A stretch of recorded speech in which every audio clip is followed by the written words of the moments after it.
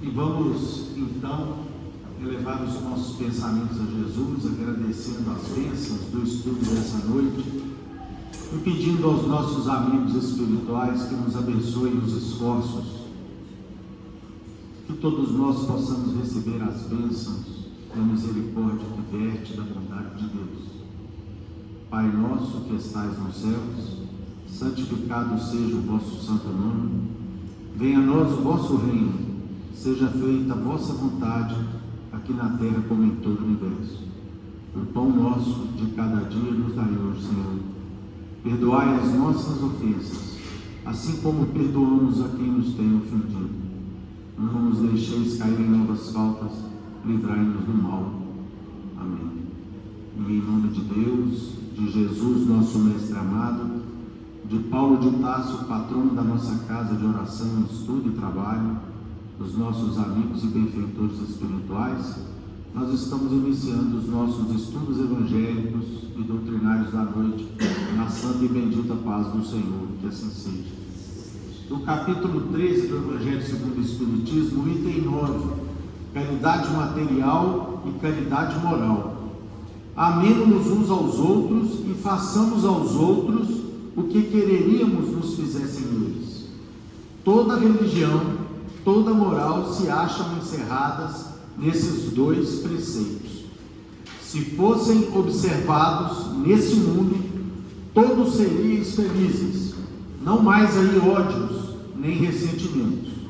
Direi ainda, não mais pobreza, porquanto do supérfluo da mesa de cada rico, muitos pobres se alimentariam, e não mais veríeis nos quarteirões sombrios, onde habitei durante a minha última encarnação, pobres mulheres arrastando consigo miseráveis crianças a quem tudo faltava. Ricos, pensai nisto um pouco. Auxiliai os infelizes o melhor que puderdes.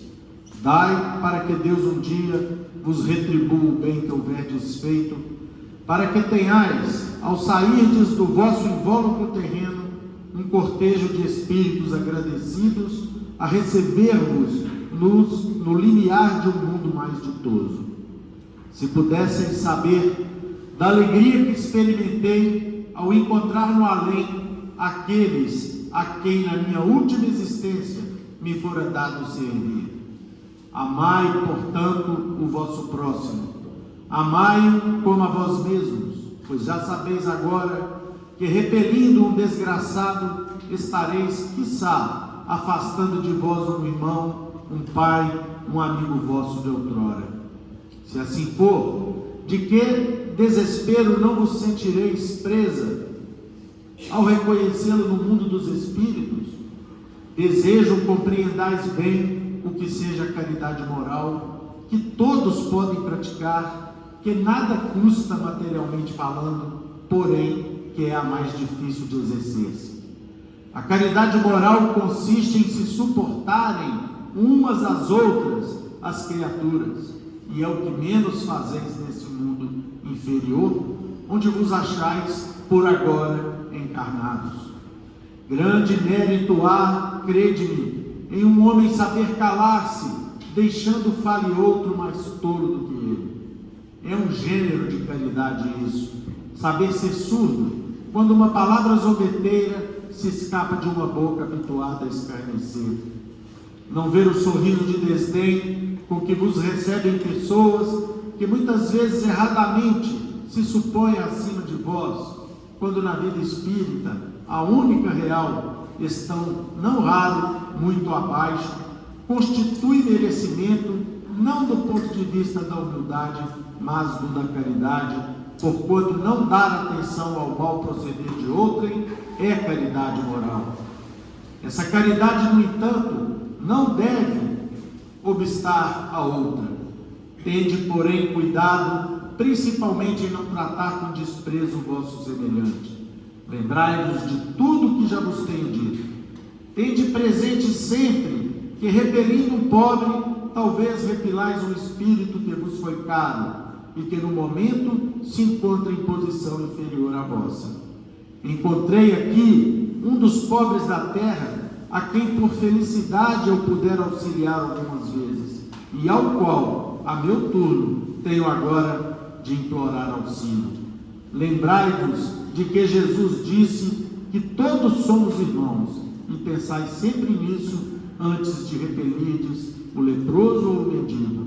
Adeus, pensai nos que sofrem e orai. Irmã Rosália, Paris, 1860. Conjugado com a leitura do Evangelho, nós temos aqui a questão 886 do Livro dos Espíritos.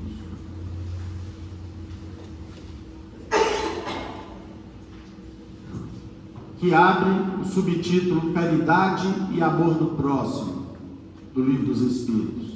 Pergunta de Kardec: qual o verdadeiro sentido da palavra caridade como a entendia Jesus?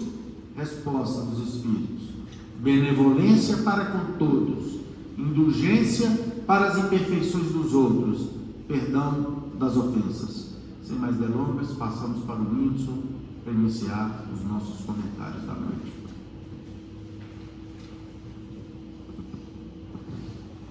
Boa noite a todos. Deus nos continue nos inspirando, nessa terça-feira um pouco mais fria, mas calorosos nos nossos corações e nas nossas mentes. Bom, nós vamos subir hoje mais um degrau, assim a gente espera, na melhor compreensão do capítulo 13, que o Will acabou de fazer a leitura, especificamente do item 9. E esta é uma também daquelas lições, como fez a leitura, em que a nossa irmã Rosália destinou vários pontos de reflexão da nossa parte.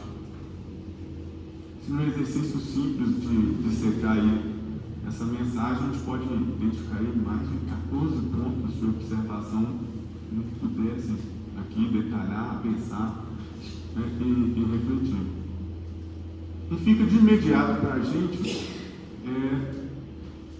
a reflexão do quanto nós vivemos uma vida extremamente corrida, em virtude da condição corpórea, material, muito forte, muito presente na nossa dinâmica e da experiência que nós passamos enquanto seres ainda encarnados.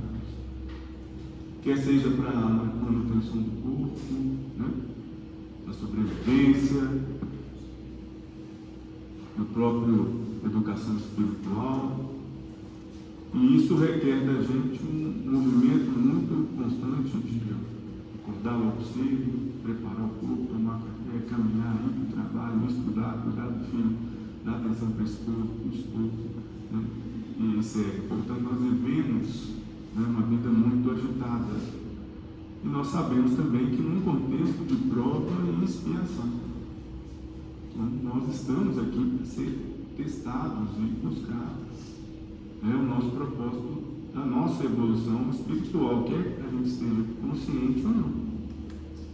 Enquanto encarnados, nós temos esta, vamos dizer, missão a ser cumprida, partir de um ponto A e chegar num ponto B. Tem uns que vão atalhar, as curvas são menores, outras a estrada é mais larga, um pouco mais estreita, de acordo com nossos planejamentos. E essa lição é aqueles momentos que a gente chama a gente a dar aquelas paradas, um sinal, um pit stop, alguma coisa nesse sentido, sobre o tipo da caridade material e a caridade moral. E aí a irmã Rosália dá um forte acento e chama a nossa atenção que existe a caridade moral que pode nos ajudar em muito neste processo, nessa caminhada, nesse percurso, nessa nossa trajetória. E o que fica para a gente é o quanto eu estou mais próximo ou mais distante da compreensão deste conceito da caridade moral. Quando você vai passear pela doutrina espírita ou por alguns livros, tem que o Espírito da Verdade, tem que o André Luiz nos conta ou nos chama a atenção justamente sobre essa temática que vai ser tratada, nós vamos passar aqui. Está na lição 100, você e os outros. Por quê? Porque neste nosso caminhar a gente não está sozinho. Então, por não estarmos sozinhos, nós precisamos entender esses conceitos do tipo caridade material, como isto pode nos ajudar e ajudar ao outro no nosso progresso nessa jornada. Amigo, atendamos ao apelo da fraternidade. Abra a própria alma às manifestações generosas para com todos os seres, sem trancar-se na torre das falsas situações perante o mundo. A pretexto de viver com dignidade, não caminhe indiferente ao passo dos semelhantes. Busque relacionar-se com as pessoas de todos os níveis sociais, tendo amigos além das fronteiras do lar, da fé religiosa e da profissão. Evite a circunspecção constante e a tristeza sistemática que geram a frieza e sufocam a simpatia. Então, qual que é o apontamento aqui? Seja social, né? Saiba relacionar-se com o próximo. Não menospreze a pessoa mal vestida e nem a pessoa bem posta. Não crie exceções na gentileza para com um companheiro menos experiente ou menos educado. Nem humilhe aquele que atenta contra a gramática. Não deixe correr meses sem visitar e falar aos irmãos menos favorecidos, ignorando a dor que o acaso exista. Não condicione as relações com os outros ao paletó e à gravata, às unhas esmaltadas ou aos sapatos brilhantes que possam mostrar. Não se escravize ao título convencional, nem exagere as exigências da sua posição em sociedade. Dê atenção a quem lhe peça, sem criar empecilhos. Trave conhecimento com os vizinhos, sem qualquer solenidade. Faça amizade desinteressadamente. Aceite o favor espontâneo e preste serviço também, sem pensar em remuneração. Ninguém pode fugir à convivência da humanidade. Saiba, pois, viver com todos para que o orgulho não solape o equilíbrio. Quem se encastela no próprio espírito é assim como o poço da água parada que envenena a si mesmo. Seja comunicativo, sorria à criança, cumprimente o velhinho, converse com o doente. Liberte o próprio coração, destruindo as barreiras de conhecimento e fé, título e tradição, vestimento e classe social, existentes entre você e as criaturas. E a felicidade que você fizer para os outros será a luz da felicidade sempre maior, brilhando em você.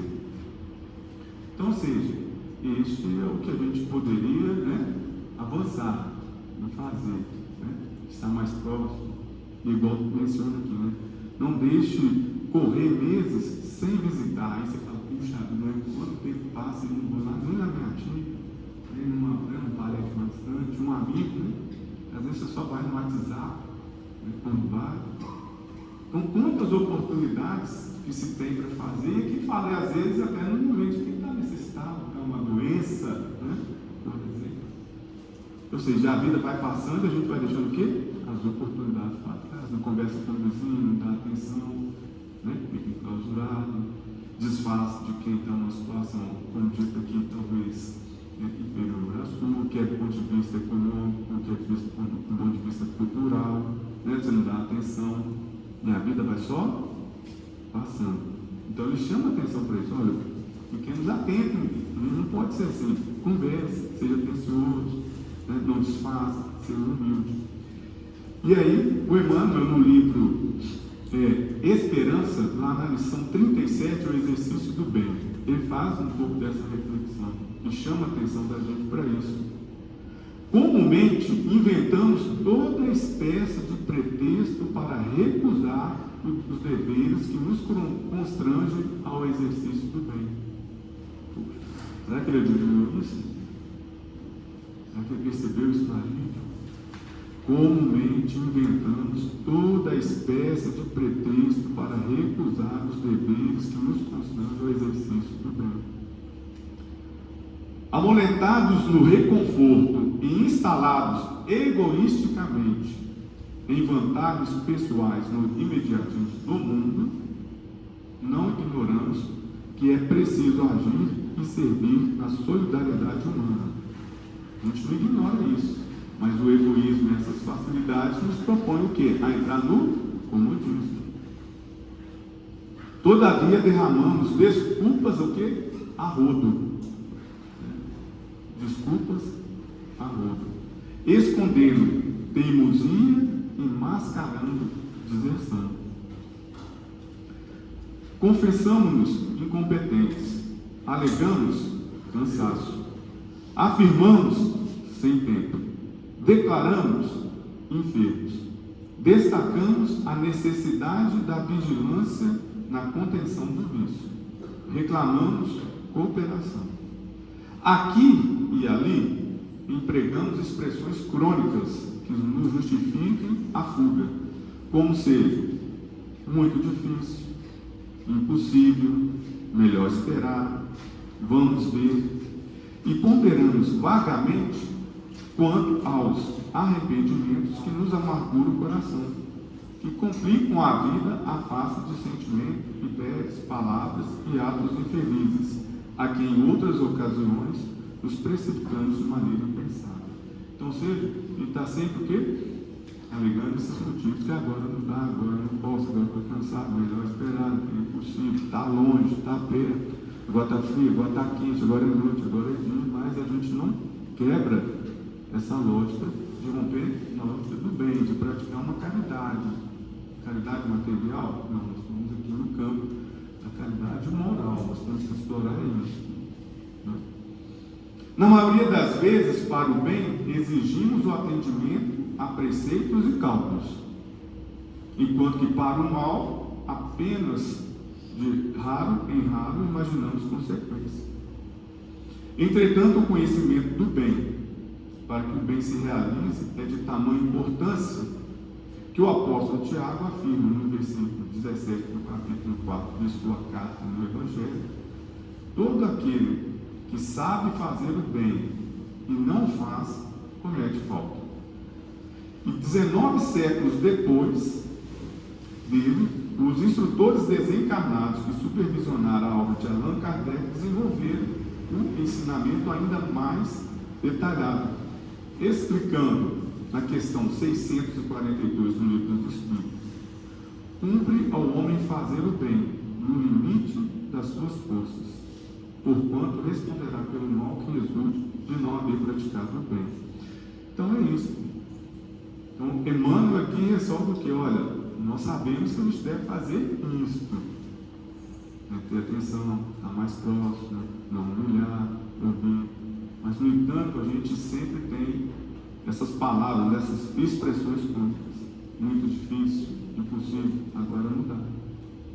Só que a gente, tendo condições, saúde, tendo conhecimento e não pratica, é o que o Tiago comenta aqui: olha, você está, né, segurando, procrastinando a prática do bem com relação a outra pessoa.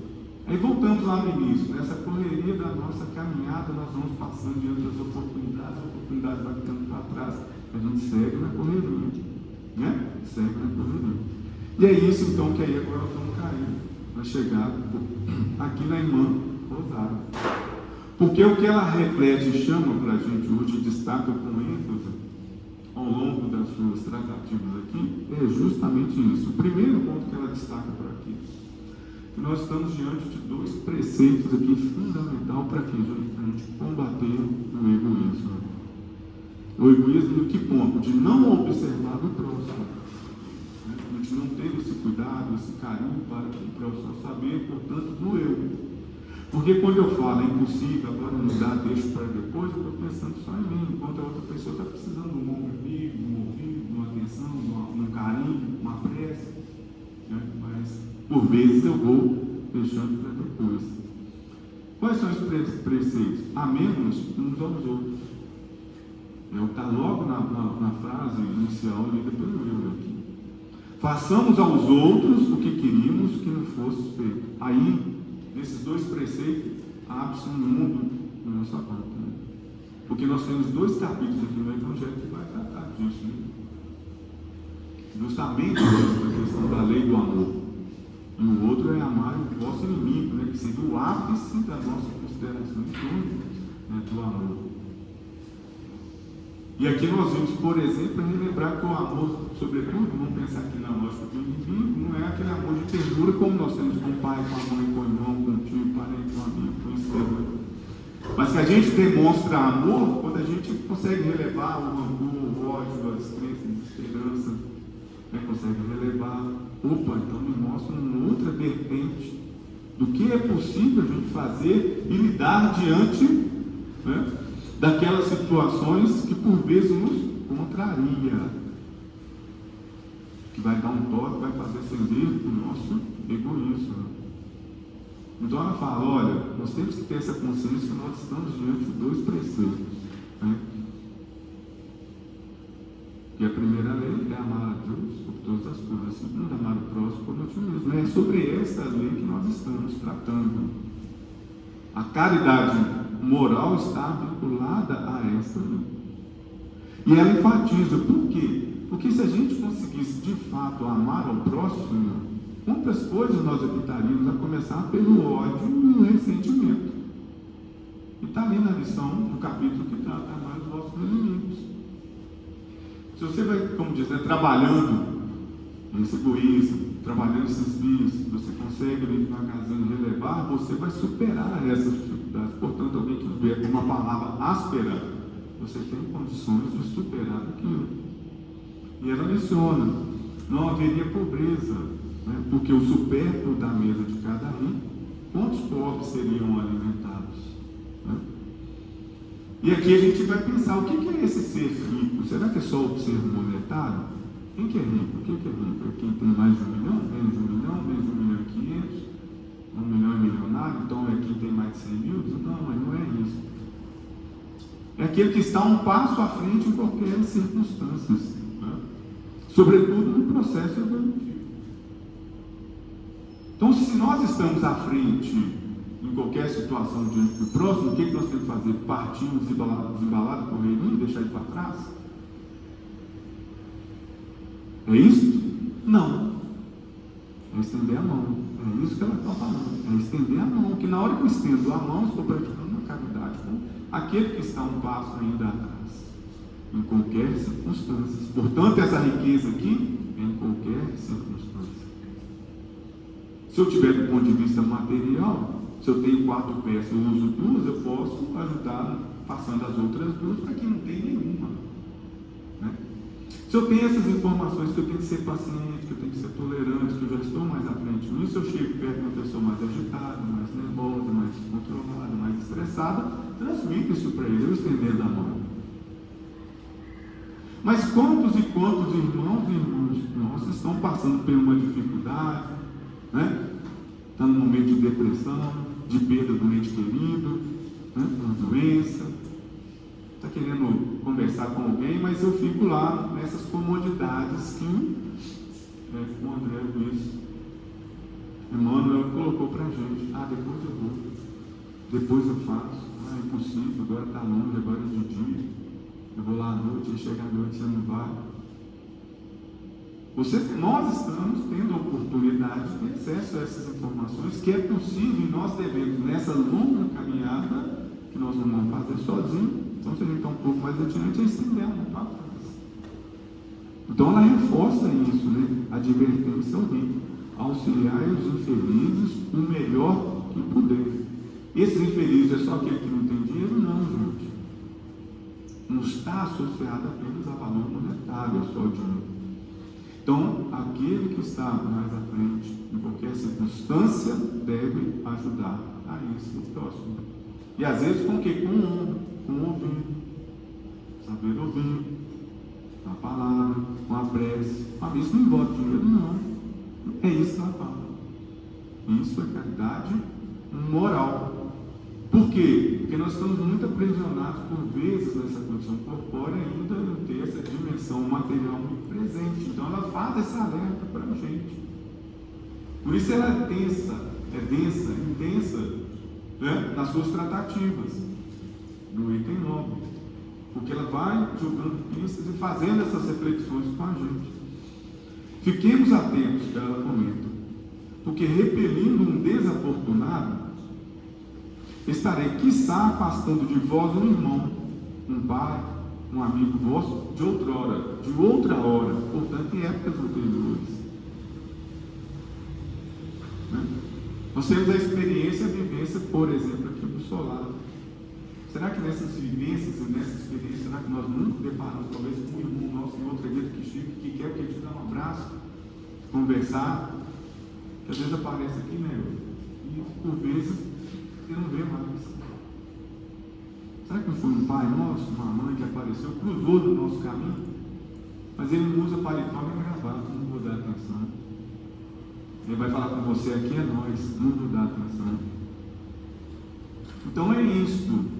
A gente burilar o nosso olhar, nossa percepção, no entorno da nossa vivência e da nossa caminhada. Porque essas situações estarão repletas aí pela nossa vida, de alguém que precisa de um amparo. Né? De um amparo. Nós temos essa consciência, ou estamos atentos, né? Ao que ela fala. Que repelindo talvez isso aí, nós estamos deixando passar o que, gente? Mais uma oportunidade de praticar a caridade, de externalizar esse amor ao próximo. E aí ela fala então que a segunda parte do comentário dela, dessa instrução, que ela fala, olha, eu trago para vocês, para facilitar, e chamo a atenção para isso, que vocês devem compreender bem o conceito de caridade moral. Caridade moral consiste em vos suportarmos uns aos outros. E é o que menos fazeis neste mundo inferior. Então, o que é caridade moral para ela? É a nossa capacidade de a gente suportar um ao outro nesse momento aqui de convivência. Né? Então, ou seja, e o que é esse suportar? Que por vezes uma palavra mal colocada, um comportamento, vai afetar aquilo que eu não gosto, vai despertar o meu egoísmo. Então ela coloca isso, olha, esteja atento, que nós vamos viver nesse contexto. E o que é reforçado aqui, até na lição, se não me engano, 246, uma passagem sobre o Evangelho com Chico, que ele fala isso, que difícil para a gente não é viver, né? Difícil é conviver. Está nisso aqui, porque conviver, né, tem trocas, você cede um pouquinho, cede um pouquinho. Na medida que você vai conseguindo mais, né, saber lidar com essa convivência, relevar essas coisas, nós estamos praticando caridade moral com a outra pessoa. E o retorno é para a gente mesmo. Mas como podemos suportar uns aos outros? Porque nós somos pragmáticos, né? Nós somos pragmáticos. O que eu tenho que fazer? Como é que funciona isso? Existem essas orientações? É possível detalhar um pouco? Está aqui, vamos buscar. E ela vai falar dos saberes. O que ela trata no interior da sua instrução é isso. Existem saberes que nos ensinam a suportar. Saber calar, para que o outro possa falar. Saber ouvir. Saber relevar, né? Não dando atenção ao mau proceder de outro. Não se incomodar com as faltas alheias. Não desprezar o semelhante. Não ver o sorriso desdenhoso, ou considerar o sorriso desdenhoso daqueles que se acham superiores. Então são formas que nós podemos utilizar no nosso dia a dia que vai facilitar essa convivência, né?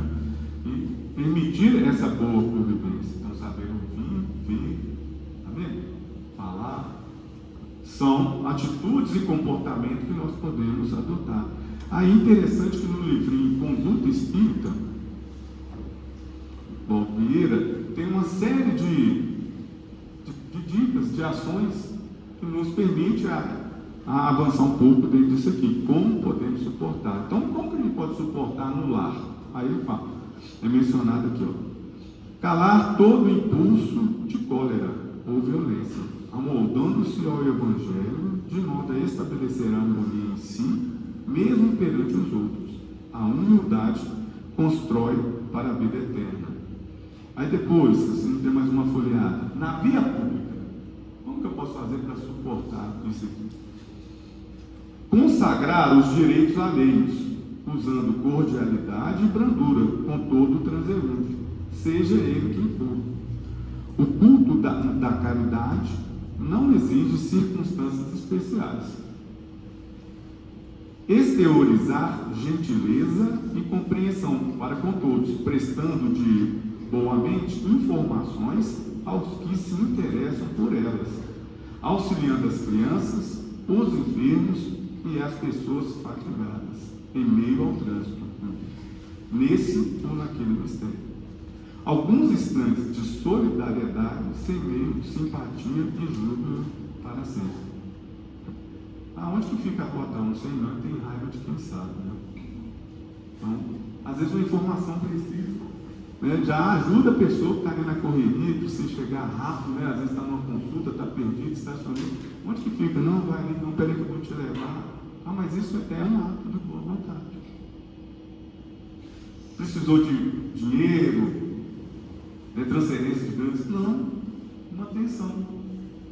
Lembro até o Lucas comentou aqui, né, Lucas? Às vezes você está lá no sinal, a pessoa vem te pedir, às vezes você não tem nenhum valor, nem nada, mas só você abrir o vídeo, bom dia, tudo bem, tudo bem. Você passa uma, duas, as pessoas já te conhecem. E é verdade, né? Porque deu atenção. Ter transferência de PIX, grandes fortunas? Não. Só porque abriu, isso é caridade moral. E aí segue aqui mais um pouquinho, vamos ver lá. Então, se quisermos, por exemplo, na sociedade, atender os supostos felizes ou infelizes, cultos e incultos, com respeito e bondade, distinção e cortesia.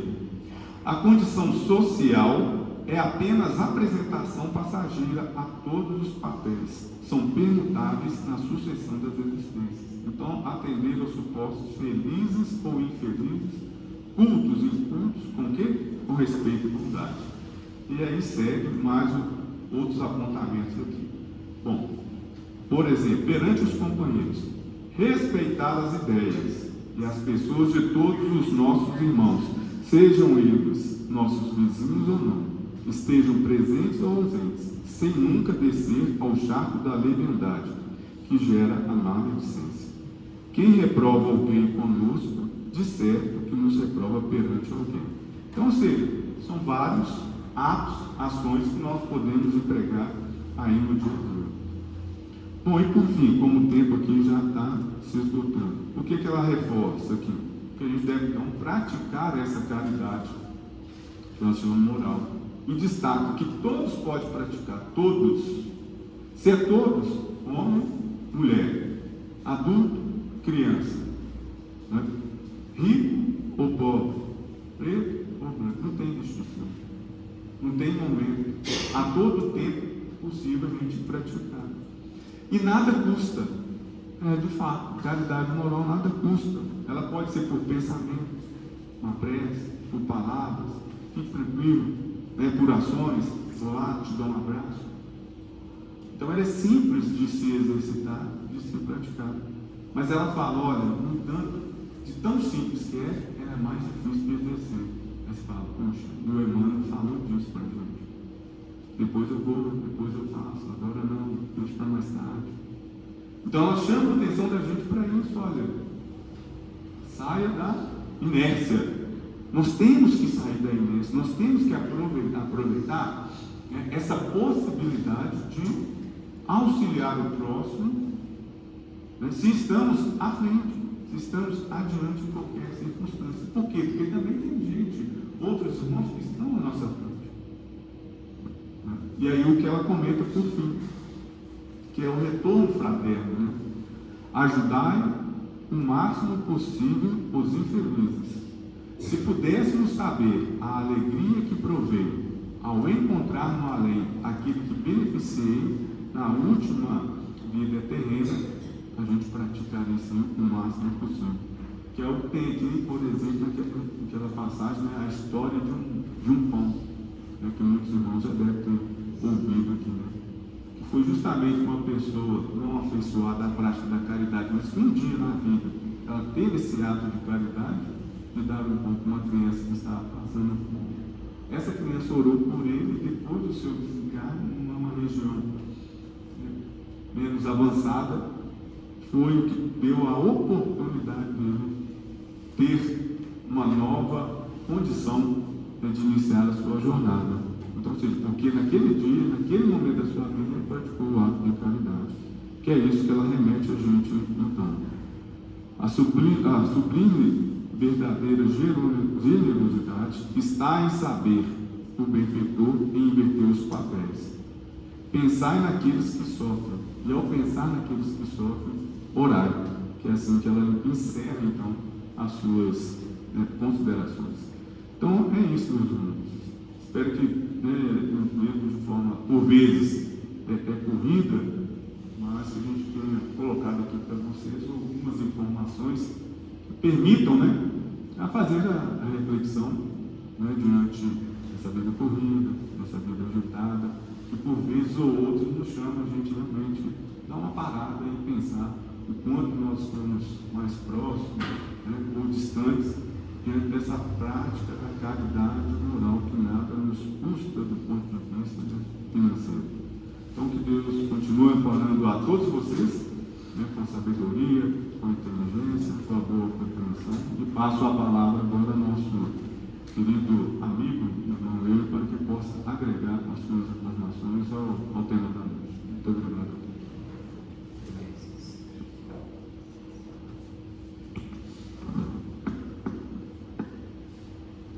Minhas irmãs e meus irmãos queridos, gostaria de iniciar a nossa participação nesse estudo, lembrando ou relembrando aqui a todos quem foi a irmã Rosália, autora dessa página que eu reputo como uma das páginas mais belas do Evangelho segundo o Espiritismo. E para mim, a leitura e o estudo dessa mensagem é particularmente emocionante, porque assim se chamava minha mãezinha, Rosália. Irmã Rosália foi uma religiosa que nasceu no ano de 1786, numa cidade chamada Gex, que é fronteiriça à Suíça. Logo cedo, e desencarnou em fevereiro de 1856, porque ela viveu, salvo engano, 70 anos. E ela se tornou religiosa porque seus pais indicaram a irmã Rosália para que ela participasse de uma instituição chamada Filhas da Caridade de São Vicente de Paulo, que existia na França inteira. E ela tinha tanto desejo de servir ao seu semelhante, que ela só esperou atingir a maioridade, né? E o nome dela todo era Jean-Marie Rendu.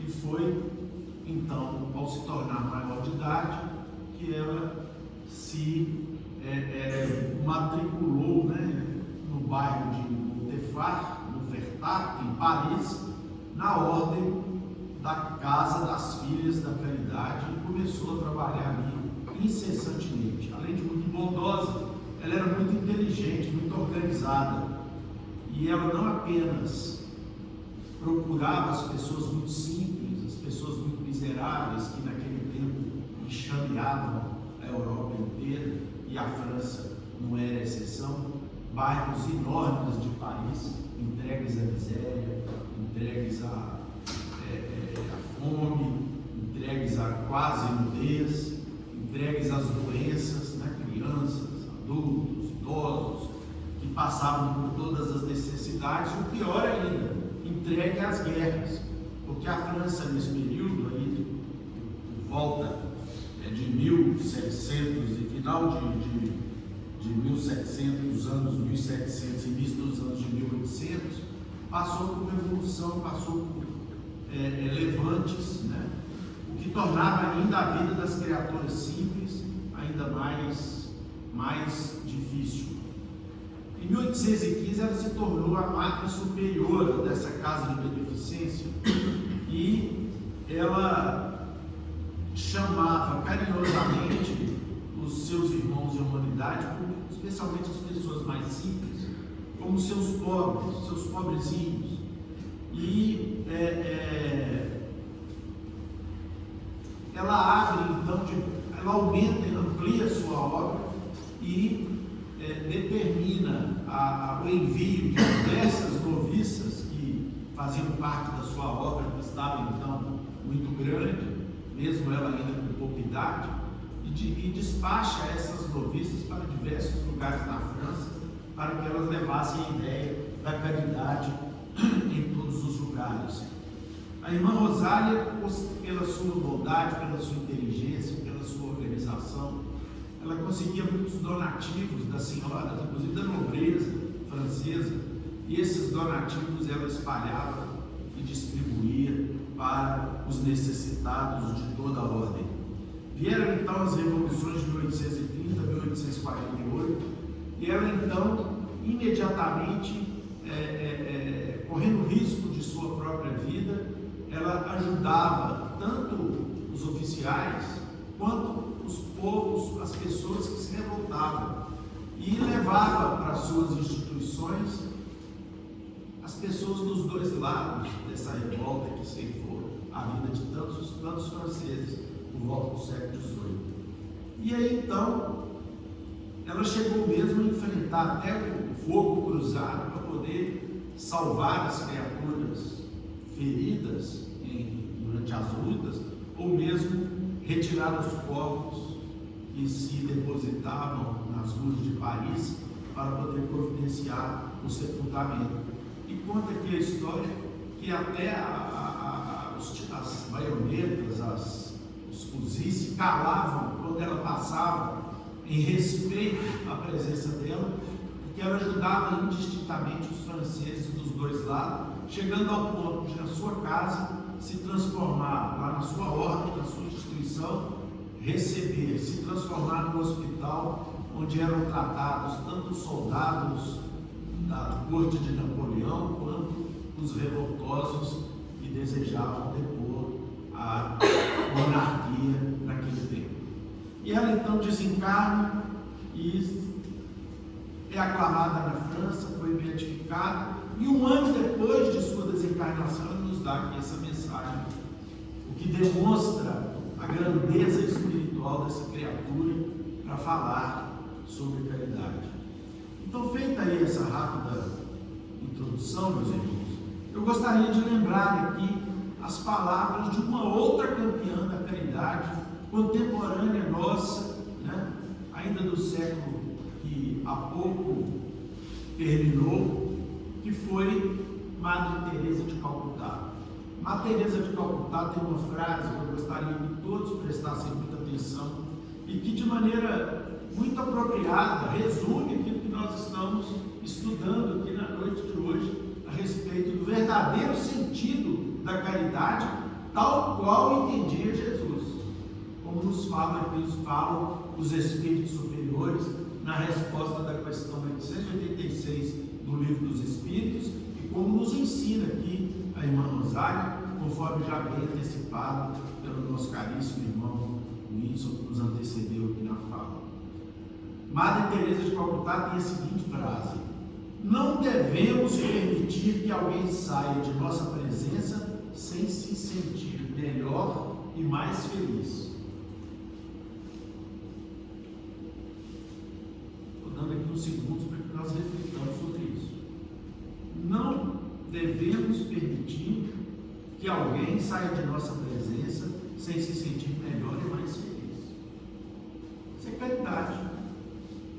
É exatamente esse o sentido da caridade na prática, na rua, nas relações sociais, no trabalho, dentro de casa, no centro espírita, nas igrejas, onde quer que nós estejamos. Se as pessoas que se relacionarem conosco se sentem mais felizes depois de uma conversa, ainda que seja breve, nós já estamos no caminho que nos leva à conquista da prática da caridade, sem, como diz o Whindersson, tirar às vezes um tostão sequer do bolso, porque em muitas situações determinadas criaturas não podem fazer sob pena de faltarem com a caridade dentro do seu próprio lar, né? Então, meus irmãos, a questão do livro 886 do Livro dos Espíritos, livro lido aqui há pouco, em que Kardec indaga aos espíritos superiores qual o verdadeiro significado da palavra caridade, segundo a entendia Jesus. Veja uma pergunta do codificador.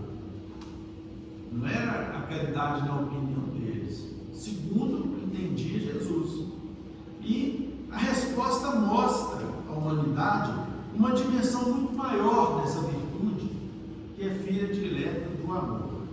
O amor é uma lei universal, que está presente em todo o universo, que está sobre todas as demais leis universais, porque todas provêm da lei do amor.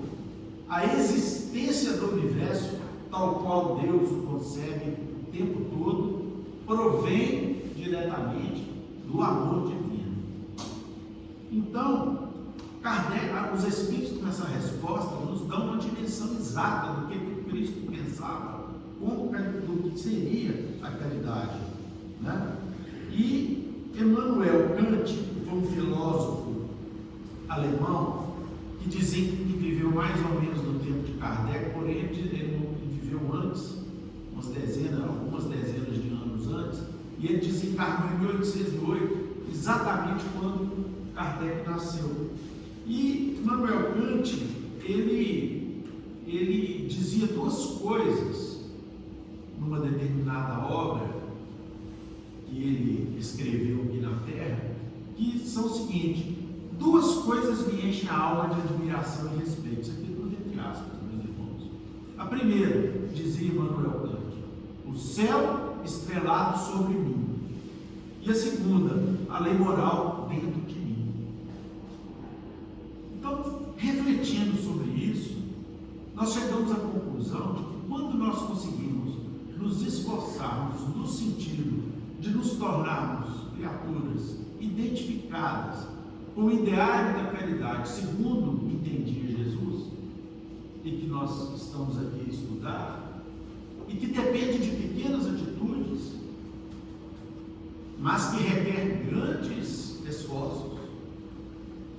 Mas como assim pequenas atitudes que requerem grandes esforços?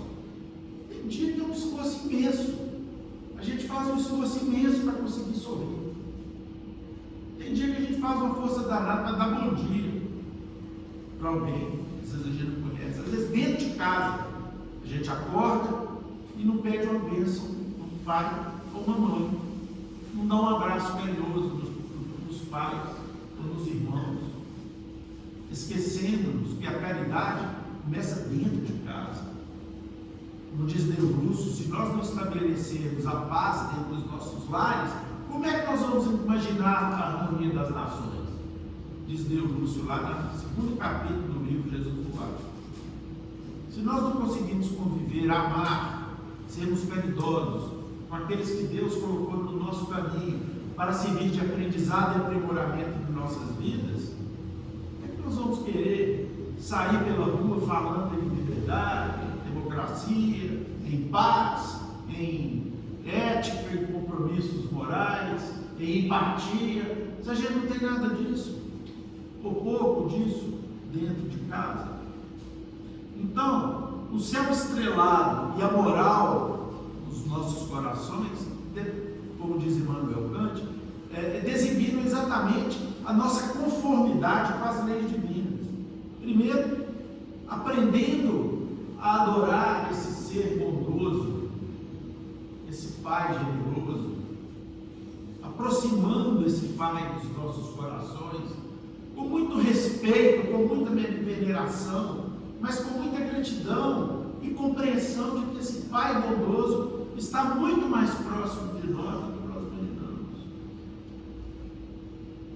Ele colocou a natureza para nos servir e não apenas para embelezar os nossos olhos. Ele colocou o mundo animal, o mundo vegetal, o mundo mineral para poder prover a nossa existência, numa demonstração clara de caridade dos outros reinos da vida, a existência desses seres que somos nós, que pensam e que sentem. E às vezes nós não nos sensibilizamos muito com isso, de tão egoístas que somos, de criaturas tão autossuficientes que imaginamos ser. É por isso que Immanuel Kant fala que o que enchia a alma dele de admiração e respeito era a admiração das leis divinas e a moral do Pai contido nas suas leis e esclarecidas e vivenciadas pelo seu Filho dileto, o nosso Senhor Jesus Cristo, dentro do seu coração. É nesse contexto, meus irmãos, que Allan Kardec, nos mais lúcidos apóstolos de Jesus, penetrou os mais elevados círculos do mundo espiritual, saiu de lá, obteve os ensinamentos mais lúcidos e avançados para trazer ao mundo e mudar o planeta a partir daí, e veio de lá sem nenhum resquício de misticismo. Nós não encontraremos misticismo algum nos ensinamentos das obras, contidos nas obras codificadas. Nós vamos ver o codificador utilizar de uma didática extremamente superior, nos legando em 1857 um livro que haveria de mudar a vida da sociedade humana. É só uma questão de tempo. Isso já está acontecendo. Mas por uma questão, daqui a algum tempo, e num tempo não muito distante, as criaturas vão compreender esse patrimônio incomensurável de luzes que a codificação trazida dos altos planos espirituais para o mundo já iniciado nos seus primeiros labores da civilização, poder compreender a necessidade de mudança, entendendo definitivamente a missão de Jesus. A sabedoria de Jesus, meus irmãos, se faz presente nessa obra abençoada desse gigante francês, gigante do ponto de vista intelectual, do ponto de vista moral, que foi Allan Kardec. E nós vamos ver que a primeira parte desse compêndio iluminado, que fala das causas primárias, que tratou das causas primárias da vida, que foi o livro A Gênese. Logo em seguida nós temos a segunda parte, que fala do mundo espírita, o mundo dos espíritos, que foi o livro dos médiuns. A terceira parte dessa obra gigantesca, que tratou das leis morais, que estão todas contidas aqui no Evangelho segundo o Espiritismo, e a quarta parte, das esperanças e consolações, que estão presentes no livro do Céu e Inferno. Então, o livro dos Espíritos faz uma abordagem de todos esses temas, e não bastasse isso, Kardec vem, com a ajuda dos Espíritos superiores, e esmiuça todos os temas que ele trata no livro dos Espíritos, através de obras específicas, que estão aí para serem estudadas por nós espíritas, conhecidas por nós espíritas. E é lamentável, meus irmãos, e aí não nessa casa e em muitas casas como essa, mas que é lamentável nós verificarmos que mesmo nas lidas ou nas fronteiras e nas fileiras, melhor dizendo, espiritistas, A obra de Kardec ainda é tratada como uma ilustre desconhecida. Essa aqui é a verdade. Muitos espíritas não se dão o trabalho e o dever de se aprofundarem nos estudos da obra codificada, que vai nos libertar desses misticismos que muitas vezes nós trazemos de outras vidas, incrustados em nossa alma por outras religiões por onde passamos no passado, que contribuíram, evidentemente, para o nosso progresso, mas que, mesmo no momento que passa, nós já podemos dar outros passos adiante, compreendendo, sem essas práticas místicas, a verdade a respeito da nossa vida aqui na Terra, dos nossos deveres e das nossas responsabilidades. E é isso que Kardec vem nos conclamar. Quando os espíritos respondem a Kardec na questão 886, a visão do Cristo a respeito da caridade, benevolência, eles falam, benevolência para com todos, indulgência para as imperfeições dos outros, perdão das ofensas. Isso é caridade, segundo entendia Jesus. Por isso, meus prezados irmãos, que nós estamos a estudar aqui algo que vai muito além do ato de doar uma esmola, um vintém ou uma fortuna. Estamos falando de outra coisa, completamente diferente. Estamos falando, a partir dos ensinos dos Espíritos, que a caridade deve estar presente em todas as nossas conjecturas e ações na vida. Na questão do 888, ainda aqui no capítulo do Livro dos Espíritos, nós vamos encontrar Kardec perguntando a ninguém mais, ninguém menos do que o Espírito de São Vicente de Paulo: o que se deve pensar da esmola? E Vicente de Paulo, o campeão da caridade, como nós o conhecemos nas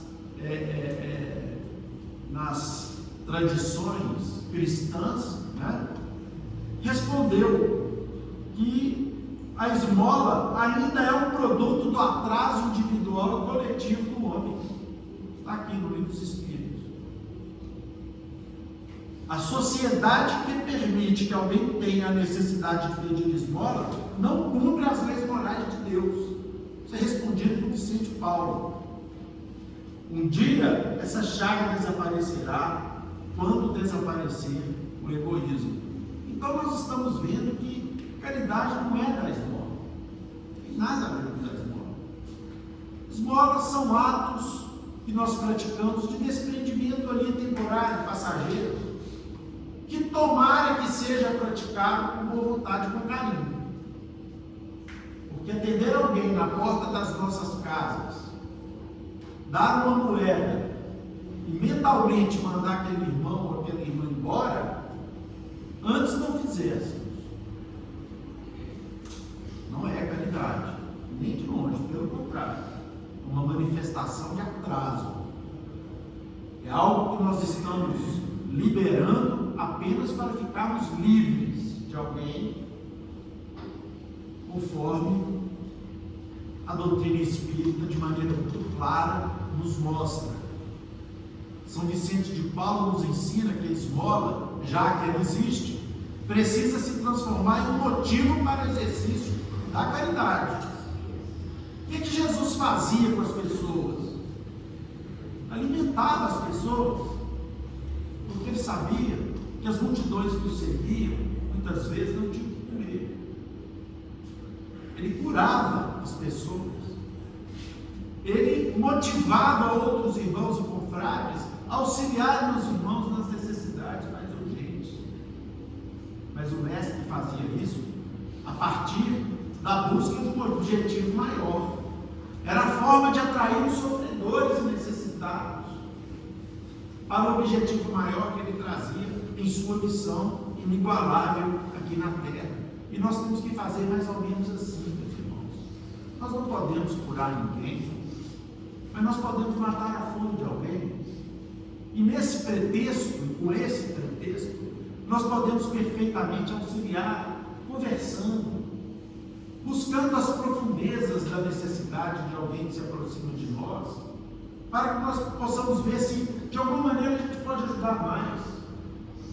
A gente pode ir na busca da solução real daquela pessoa, se não conseguimos resolver o problema material dessas pessoas, mas pelo menos buscar deixar como Madre Teresa pede que nós façamos, que ela saia daquele encontro, ainda que seja breve, mais alegres ou menos tristes, mais felizes, com mais esperança. Olha, nós podemos fazer isso, né?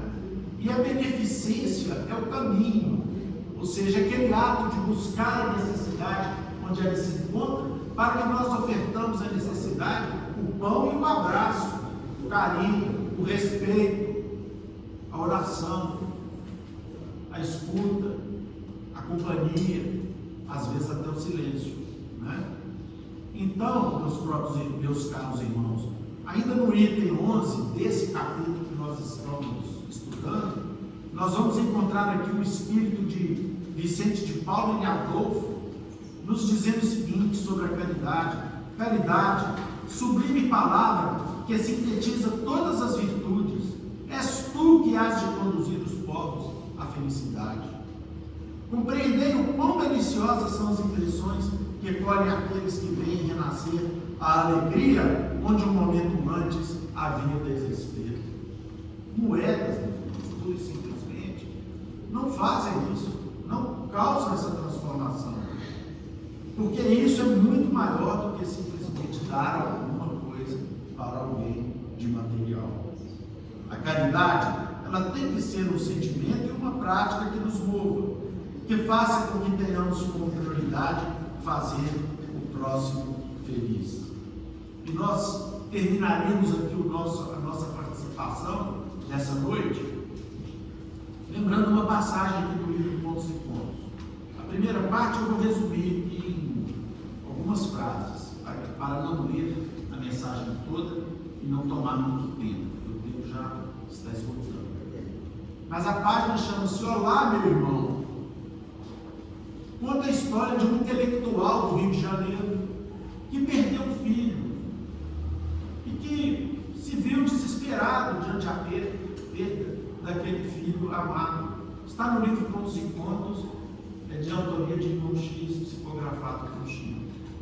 Foi então, meus irmãos, e a história começa que ele contando lá no mundo espiritual que mau humor, cara ruim, desprezo ao próximo comprometem a existência de uma pessoa aqui na Terra. E às vezes alguém diz assim: não, a cara dele é ruim assim mesmo, ele trata as pessoas assim, mas ele é uma pessoa muito sincera. Isso não tem nada a ver uma coisa com a outra. Sinceridade pode ser dita com muita ternura e respeito. Então esse irmão contava lá no mundo espiritual a perda de uma existência, exatamente pelo mau humor constante que ele vivia aqui no planeta, de tratar mal as pessoas e de se sentir superior. Ele então conta que perdeu um filho, ficou desesperado e encontrou na doutrina espírita a bênção do esclarecimento. E ele ficou tão grato com esse esclarecimento a respeito da razão da dor, a respeito da sobrevivência da vida após a vida, a existência da vida após a vida. Seu filho teve convicção de que seu filho não morrer, ele iria viver. E aquilo foi um bálsamo na vida dele, e ele ficou profundamente reconhecido na própria fé, começou a estudar a doutrina espírita. Ele era um intelectual reconhecido no seu tempo e pensou assim: olha, eu posso prestar os meus conhecimentos em favor da doutrina espírita. De tanta gratidão que eu tenho, eu sou um intelectual, vou começar a fazer palestra espírita. E assim ele fez.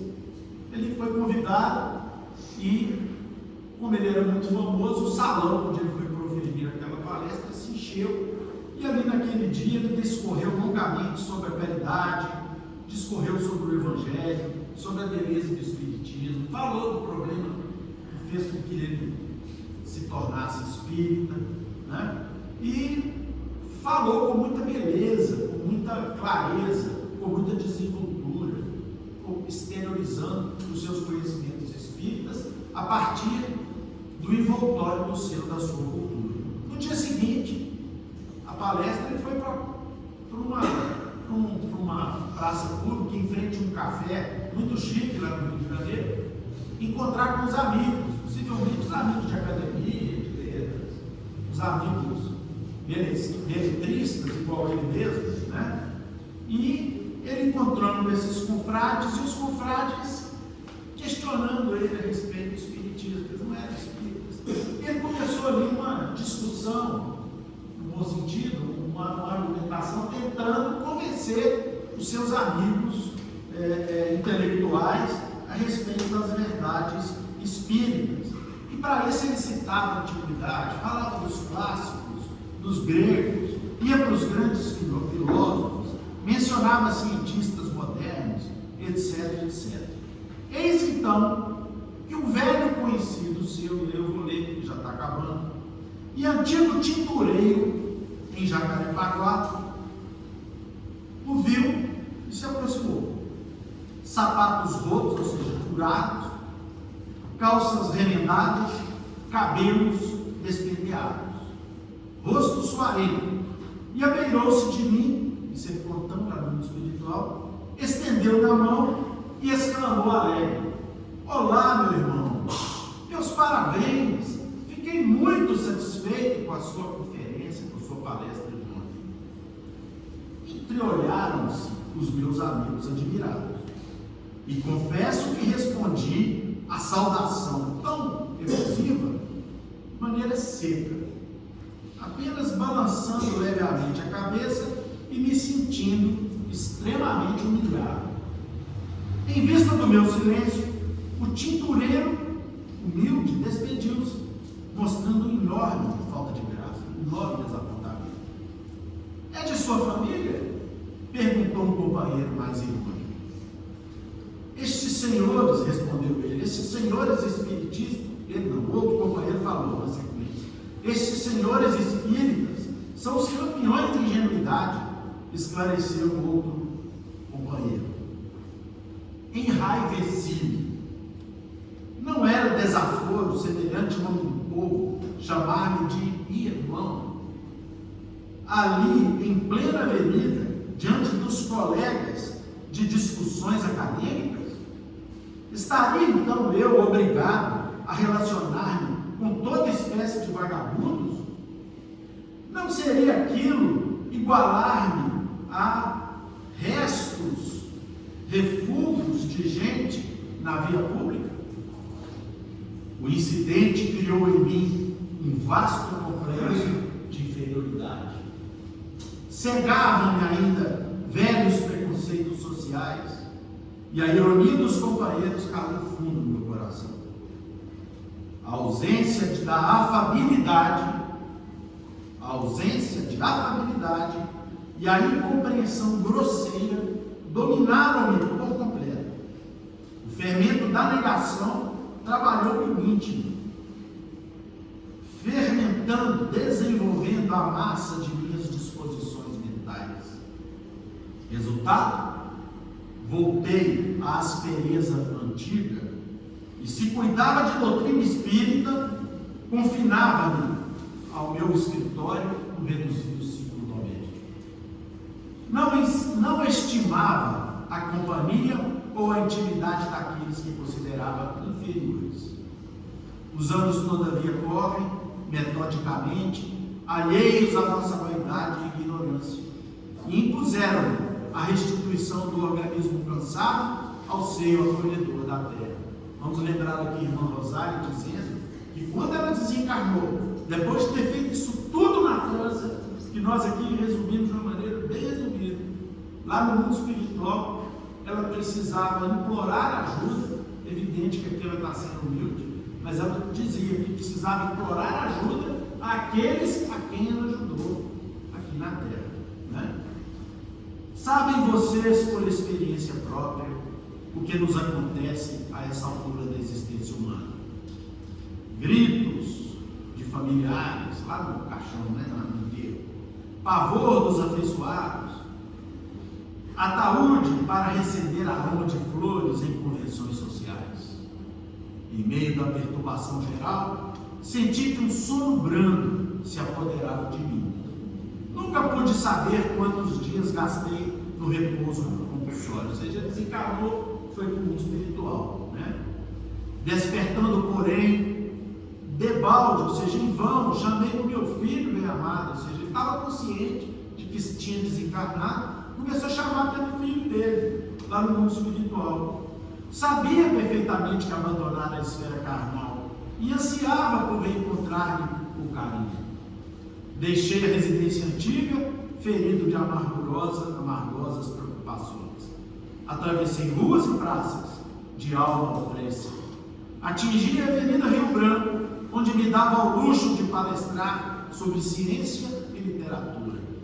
E ali mesmo, junto ao aristocrático café, reparei alguém que não me era estranho às relações individuais.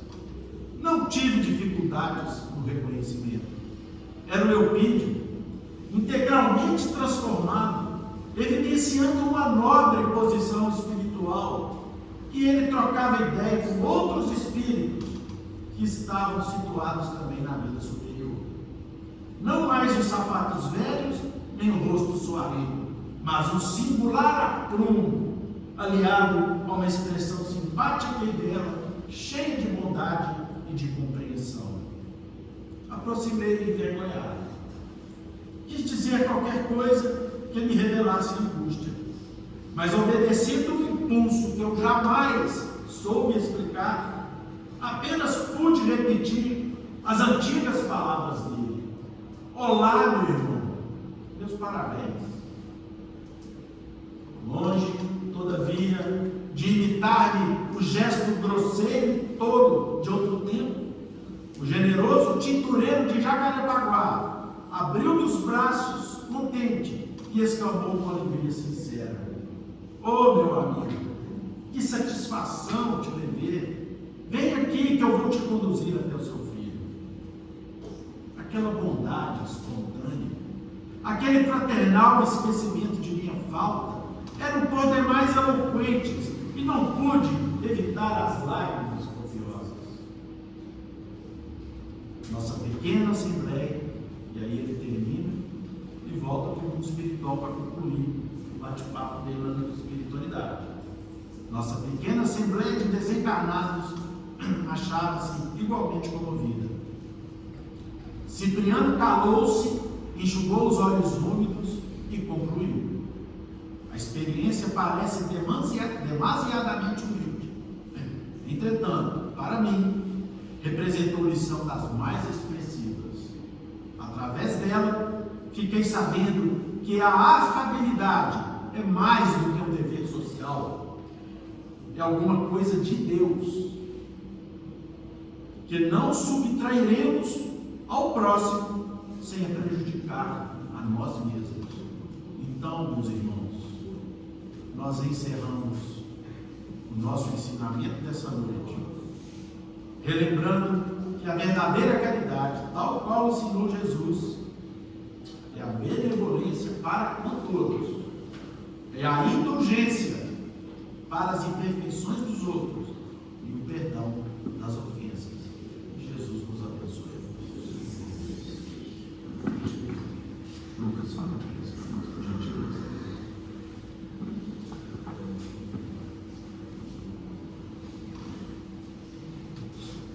Senhor Jesus, Mestre amado, nesse instante, agradecemos ao Senhor pela oportunidade que nos foi dada do estudo e do aprendizado nessa casa. Oportunidades essas que são verdadeiras joias, são de uma riqueza enorme para o aprendizado de nossa alma, de nosso espírito. Mesmo, quando nos deparamos com temas ou assuntos já estudados, voltarmos a um determinado tema, a um determinado passagem do Evangelho ou instrução dos Espíritos, É como se reacendesse em nós os verdadeiros valores, as verdadeiras prioridades da vida. E ao final nós lhe rogamos, após a inspiração recebida pelos nossos amigos que se esforçaram em nos explicar com tanta clareza o tema da noite, pedimos, Mestre, ao Senhor, que nos ajude a guardar no coração essas joias, essas pérolas, que são capazes de fazer uma profunda transformação na nossa existência. E rogamos, Senhor, ainda bênçãos de paz, de saúde, que o Senhor ampare e proteja a todos nós aqui presentes, encarnados e desencarnados, concedendo-nos os fluidos, o amparo, a assistência de que a gente mais necessita, conforme do conhecimento, da bondade, da misericórdia divina, para que possamos, Mestre, ser ajudados, socorridos, inspirados, diante das lutas e dificuldades que enfrentamos, sendo que a gente sempre chega nessa casa e volta para os nossos lares, a gente observa que a gente sempre volta melhor do que a gente chega aqui. Muito obrigado, Mestre, pela existência dessa casa que nos é tão querida, que nos é tão estimada. Ave Maria, cheia sois de graças, o Senhor é convosco.